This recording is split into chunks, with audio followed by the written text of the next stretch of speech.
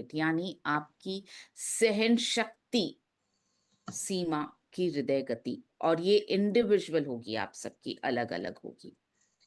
आपकी एंड्योर करने की, आपका हार्ट कितने हद तक हार्ट रेट का बढ़ना सहन कर सकता है, इसको समझना जरूरी है। ये वो हृदय गति है जिसके पार जाकर आप अपने हृदय को उसकी क्षमता से ज्यादा काम करने पर मजबूर करते हैं। कौन सी सीमा है वो? इसको कैलकुलेट करने का एक फॉर्मूला है, और बहुत सिंपल फॉर्मूला है, याद रखने लायक फॉर्मूला है। कोई डिफिकल्ट नहीं है कि आपको याद ना रहे।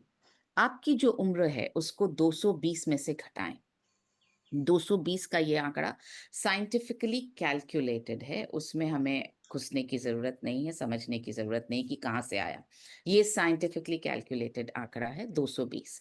सो आप अभी करें सब अपनी अपनी एंड्योरेंस हार्ट रेट कैलकुलेट। आपकी जो उम्र है उसको आप 220 में से घटाएं। यहाँ मैंने एक उदाहरण भी दिया है। यदि आपकी उम्र 40 साल है तो आप 220 में से 40 को घटाएं, आपको अंक मिलेगा 180। आप सब अपनी अपनी उम्र के साथ करें ऐसा। 180 का 50%, 90, ये हुई आपकी एंड्योरेंस हार्ट रेट की लोअर रेंज। और 180 का 85%, अगेन ये भी साइंटिफिकली कैलकुलेटेड है कि 50 और 80% ही लेना है, 85% ही लेना है। 85% हुआ 153। मतलब आपकी एंड्योरेंस हार्ट रेट, अगर आपकी उम्र 40 वर्ष है तो वो हुई 90 से 153 के बीच में। अगर आपकी हृदय गति कभी भी 153 से ऊपर जा रही है तो आपको, आपके हृदय को उस समय बहुत खतरा हो सकता है, क्योंकि हार्ट रेट को नीचे आने में कुछ सेकंड से कुछ मिनटों का समय लगता है। तो वो खतरा जो है कुछ सेकंड से कुछ मिनटों के लिए ही बहुत ज्यादा होता है। और अगर आपकी हार्ट रेट 90 से नीचे है तो आपकी हार्ट रेट सही है। ये आपकी एंड्योरेंस हार्ट रेट कहलाती है।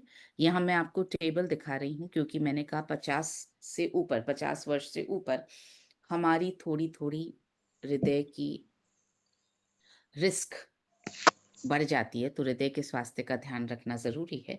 तो ये है रेंज। आप देखें आप कौन सी उम्र में आते हैं, उस हिसाब से आप अपनी रेंज यहाँ पर आप देख सकते हैं। और इस टेबल को आप चाहे तो स्क्रीनशॉट लेकर के अभी अपने स्क्रीनशॉट अपने उसमें मोबाइल में रख लीजिए। आप चाहे तो यूट्यूब पर जाकर के इस टेबल को नोट कर लीजिएगा बाद में इस सेशन को देख करके।